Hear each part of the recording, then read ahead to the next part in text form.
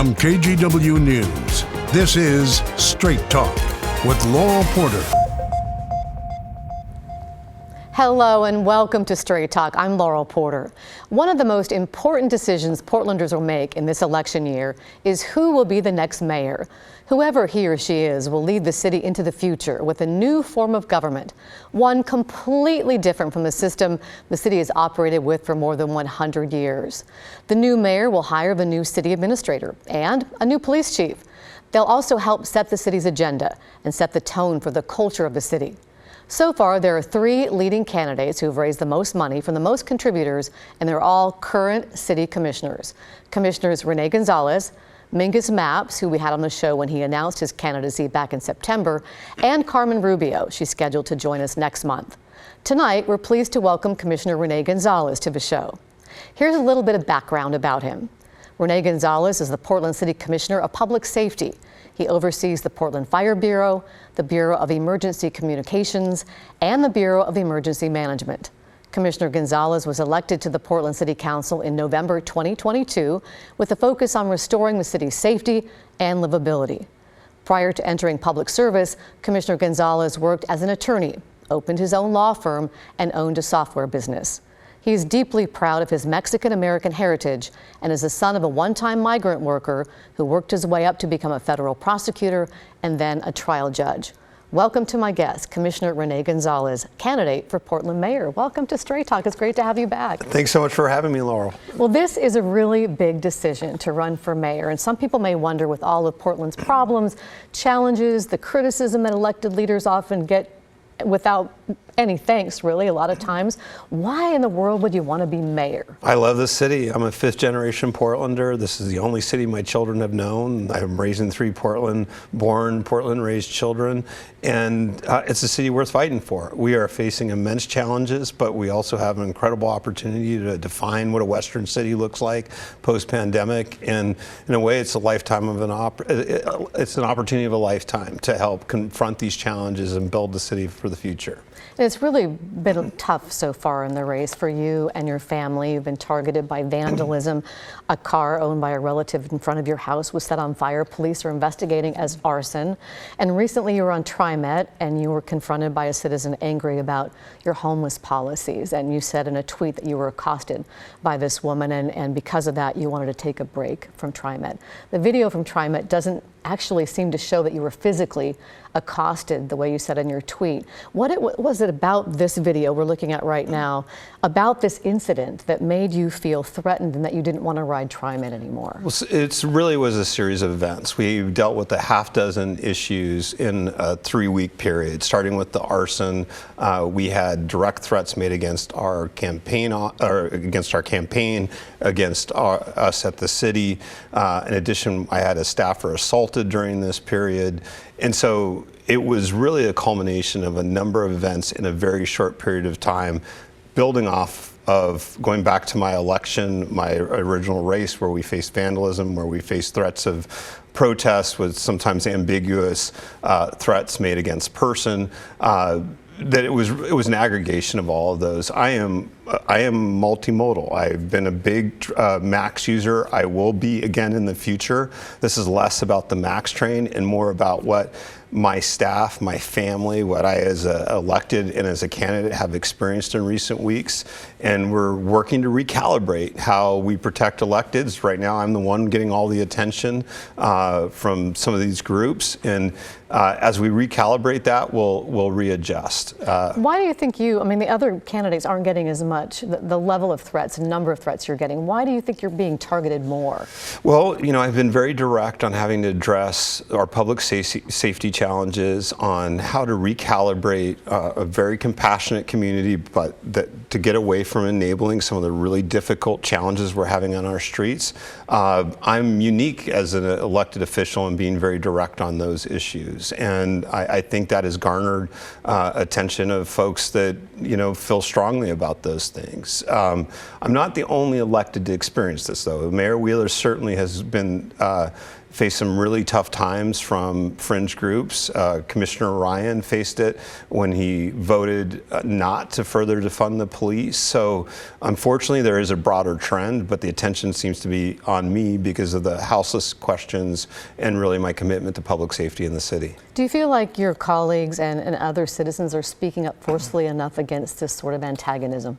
I think we need to do collectively as a community more to condemn this type of behavior. And look, everyone has a First Amendment right to engage in discussion about public policy, and it's fine to disagree with electeds, it's fine to communicate that, but crossing that line into attempting intimidation, to arson, which to me, from my vantage point, that is domestic terrorism. And just to be clear, directed at an elected, this is something that we broadly have to condemn. And I think we've wrestled as a community. We want people to be engaged in the process and to rigorously debate issues, and I'm fully supportive of that.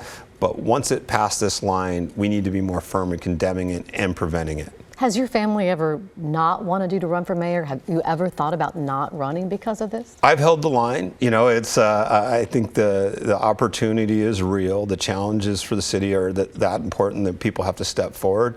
But no two ways about it. This has been very hard on my wife. You know, she's raising 3 children in the city of Portland, and this exposes them to things that don't want to have to explain. Why is grandma and grandpa's car on fire in the middle of the night? That's a tough thing to explain to a 12-year-old. And for my parents, you know, they want to age in place. They want to enjoy this city. And 2 days after returning to the city, their car's on fire.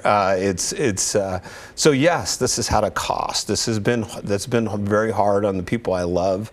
And my job is to make sure that, one, we continue to take steps to protect them, to shield them from these more vicious sides of our current climate, and 2, that make the most of this opportunity to improve the city that we all love. Well, I'll speak for everyone that's watching. I'm sure we're really sorry that's happened to you and your family.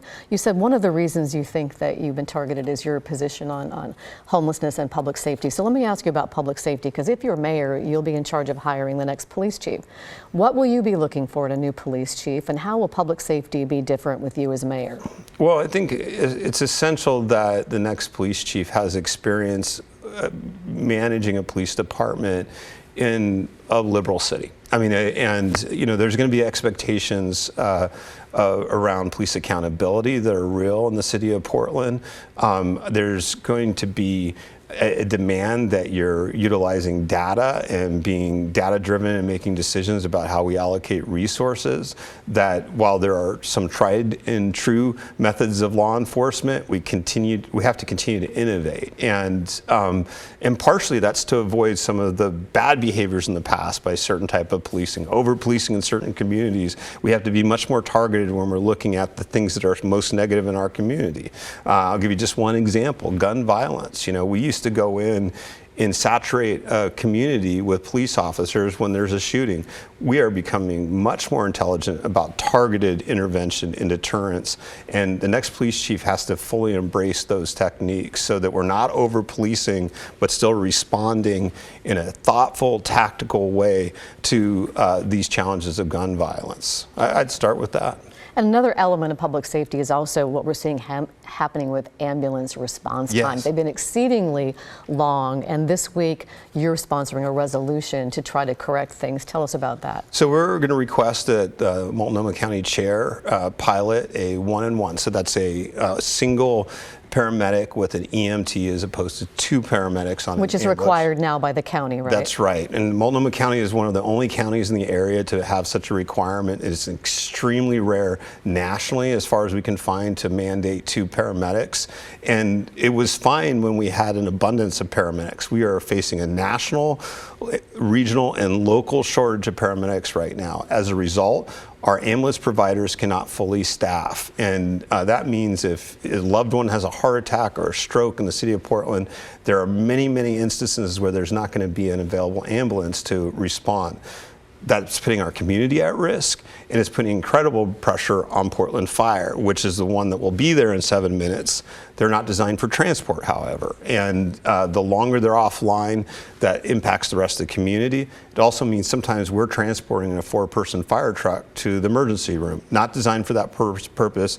There's a whole bunch of liabilities issues associated with it, and it takes that fire truck away from doing some of the other important work they do. Do you think you have support for that resolution in the council and in the county? It looks good. You know, I believe the city of Gresham is going to pursue a similar resolution on roughly the same timing. I think we're going to see a resolution at the county. This is really the community as a whole stepping forward, particularly those with close ties to public safety, looking at the status quo. It is unacceptable. It is exposing our community to risk. And I'm worried that if we don't intervene now, the ambulance system will collapse in Multnomah County. The trend lines are not good. They're severely understaffed AMR already, right? That's right, and the trajectory is getting worse. That as bad as things are right now, 6 months from now, we're going to have less available ambulances in Multnomah County without some real significant intervention. And we think changing the staffing model will help do that. And along the same lines, Portland Fire and Rescue's CHAT program, the Community Health Assess and Treatment Program, has a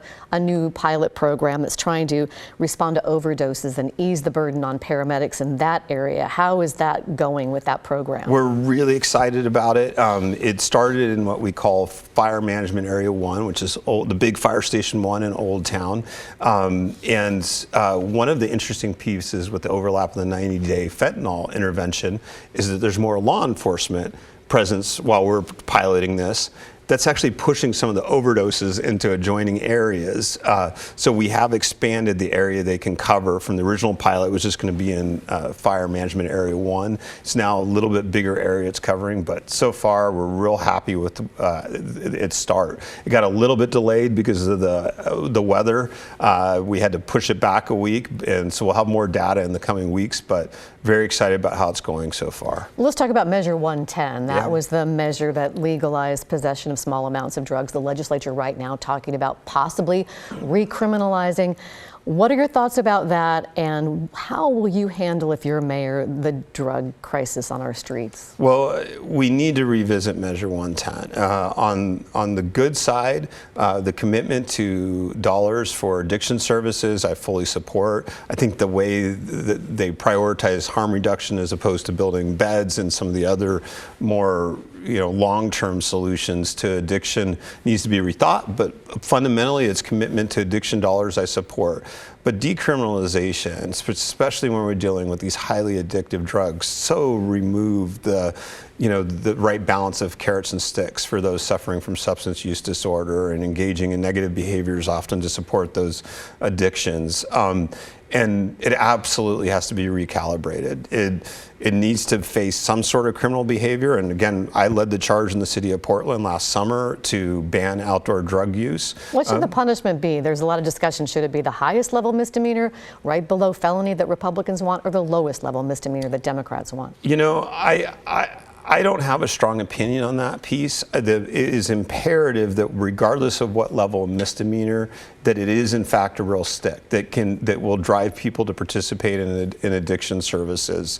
The challenge about the misdemeanor level, if we don't commit to actually prosecute, it doesn't matter what level that is. If we don't follow through in the system in holding people accountable for not showing up, it doesn't matter what the misdemeanor is. And so I'm more focused about the whole system around it to make sure that we're actually committing to it, and also that on the outside that there are the addiction services online to help these people that go through this process and do want to try a second chance, do want to get on the path to recovery. We've got to be pushing on those two pieces simultaneously.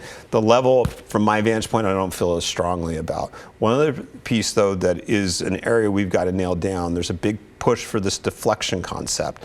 This is untried and tested in the state of Oregon, at least in the current proposal. So we really need to know more details on how that's going to work. Because you mean if they get intervention that they would avoid? That's right. We just have to make sure we understand what burden that's going to put on the court system. In fact, the number of judges just wrote a letter this week with some concerns and just trying to understand what their obligations are going to be under this concept of deflection. So Working with the state legislature to get more clarity on that. I think they want the city of Portland, because we led the charge in banning outdoor drug use, to really come out strong in support of this. These are just some of the pieces that we're working through to really understand how that will look. Well, let me ask you about homelessness, because that's a top concern. Polls show a top concern for Portlanders still. And you said that you've gotten some criticism for your homeless policies. How will things be different with you as mayor? Well, I mean, some of it's a continuation of what I've already done, right? I stopped distribution of tents and tarps. I stopped distribution of drug kits. And the concern there is that, one, we cannot enable some of this really destructive behavior on the streets of Portland. So well-intentioned, but sometimes that's attracting behaviors into the city of Portland that we simply cannot afford to support, much less the impact on others. But second, we have been making a big commitment in building shelter as the city of Portland and finding ways to add services to that. I'm going to double down on that. I'm fully committed to that pathway. But we have to do both. It's not an either or in terms of compassion and setting expectations for personal responsibility. And this has been the hardest thing for our community to sort of balance in recent years. It's either you're all in on the compassion or sort of a reactionary that we've got to lay down the law. We have to do both. And but my commitment to compassion will not cause me to shy away from enforcing the law, setting expectations for public behavior, and holding people accountable if they step over the line. I have to ask you about Portland Street Response, because you mentioned telling them they couldn't give out tents and tarps. You also had a hiring freeze that caused Portland Street Response not to be able to expand to 24/7 coverage. And then recently, the mayor asked the Public Safety Bureau heads to look at their budgets and see if there's a way to rebalance that. And you proposed, at least it was reported, $3 million in cuts to Portland Street Response. Got a lot of pushback from people with street roots like Kaya San, from fellow Commissioner Carmen Rubio. Clarify for us, do you want to see that kind of cut to Portland Street Response, and why? No, we've been working for a year to find a permanent long-term solution to Portland Street Response, including the Joint Office on Homelessness supporting it. Challenge is that Portland Street Response was built on a little bit of a financial house of cards. It was a lot of one-time money, whether ARPA or sometimes opioid settlement and cannabis dollars. And without getting into the mechanics of those different funding sources, some of those are just expiring. And so we need a sound long-term financial solution to Portland Street Response that doesn't tap in entirely on the general fund for the city of Portland. The exercise the Fire Bureau was responding to was at the mayor's direction, play through scenarios where there's no additional general fund dollars available and you are unsuccessful in finding outside sources of funding. And they played through the scenario, presented it. But we need that. That program is important for the community. It provides an alternative to police response. The relationships they build with people on the street are important. So do you want to see them expand to 24/7 coverage eventually citywide? Yes, but the big piece about 24/7 is that initially the thought was if you go 24/7, that's going to qualify you for Medicaid funding. As we dug into it over the last year, there are a number of hurdles to qualifying for Medicaid funding. 24/7 is just one piece of it. And the reality, when we look at our public safety system, the majority of our demand ends about 11 p.m. It's your daylight hours towards 11 p.m. So I don't want to move Portland Street Response resources from the day to the nighttime just to say we've done 24/7. We actually need them in those core hours, and there's kind of this, for overdoses and sometimes it's a homeless outreach, right after the sun goes down tends to be a tough period of time. We want to make sure we have resources during those core period adequately staffed before spreading them too thin. Commissioner, I need to stop you there because it's time for us to take a break, but we'll continue our conversation with the Commissioner right after this break. We're back in 2 minutes.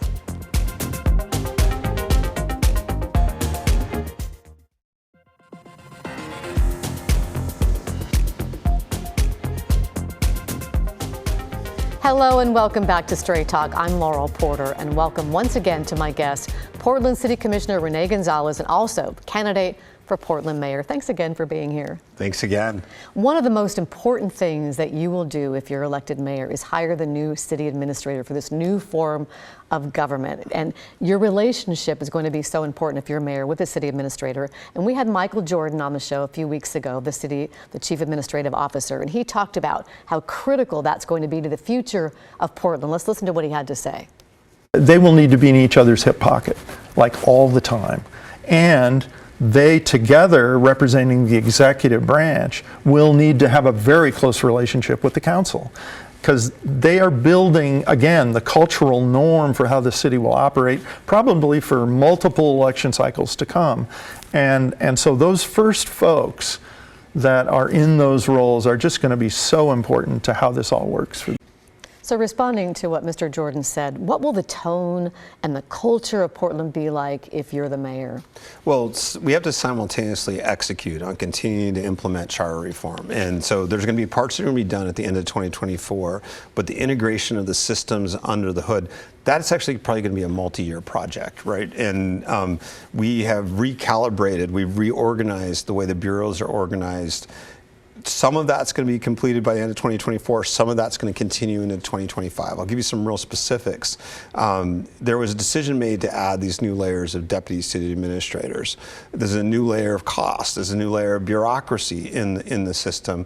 We haven't yet done the work to sort of rationalize where's the real duplication in city government. That's absolutely going to be part of 2025 in the early stages. I think we're going to try and do some of that in 2024, but being realistic, I think in 2025 that's going to be a big part. That's just to save taxpayers some dollars and to make sure we're as efficient as we can be.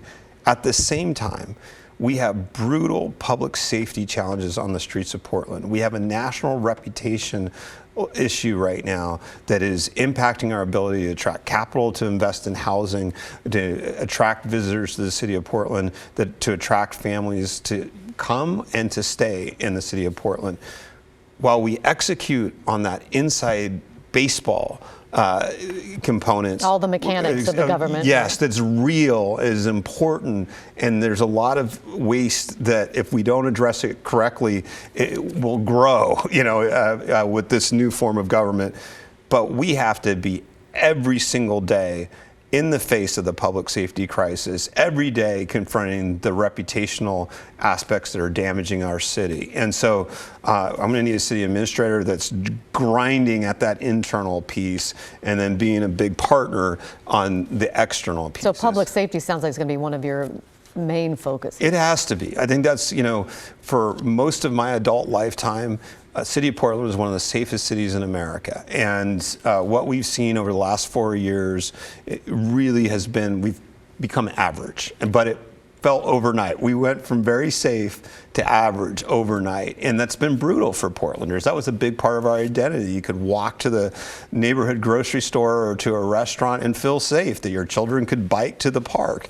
And all of that has sort of been implicated in recent years. And so I think that has to be front and center. That's both for our neighborhoods, for our businesses, and for our seniors aging in place. I want to quickly ask you about fundraising. We look at fundraising right now with less than 9 months until Election Day. You're far ahead of the other candidates. You have about twice as much as the nearest candidate, Mingus Mapps. You also have the most large donations. Critics look at some of your support from big donors like Columbia Sportswear CEO Tim Boyle, former state lawmaker Betsy Johnson, real estate families like the Menashes. And you've got the support of wealthy donors, power brokers, but perhaps not as much grassroots support. Do you think you have the support of everyday Portlanders? I've got more donations than anyone else in the mayor's race. Those are individuals. I don't get to take from, that's people in neighborhoods, that's people across the city. So I'm thrilled with the amount we've raised, and I'm thrilled with the number of donors we received. And I'll say in the last election, we had a similar experience. I ran one of the most successful commission race ever under the small donor program. So I like the way it's going, and we're going to commit to fundraise and to campaign in every neighborhood in the city. Very much looking forward to that process. But I love where we're at. This is exceeding my expectations. I didn't know that we would start this strong. I'd gladly be in my spot right now. Quickly ask you before we give you a final say here, where would you put yourself on the political spectrum? I'm a moderate. It's nationally I'd be deemed left of center. In the Portland dynamics, that's considered something different. But I'm a moderate, and at the end of the day, I'm a back to basics. We need a functioning government. We need our parks to be safe and to be able to walk down the street. And so I don't think that's an ideological tie. That's just wanting a city that thrives. And just 15 seconds for a final thought to share with our viewers. Well, I just want to thank you so much for having me on, and to Portlanders out there, there. I love this city. I'm a 5th-generation Portlander raising 3 kids in this beautiful city, and I want my parents to be able to age here. And so I'm looking forward to this journey with you, to dialogue with you for the rest of this year on the future of our city and how to restore it to one of the most livable cities in America again. Well, Commissioner, thank you for joining us here on Straight Talk. If you want to find out more about the Commissioner, check out his webpage. Join us next week when we get a report card on how the Metro region's economy is doing and how people are feeling about the future. We'll see you next week for Straight Talk.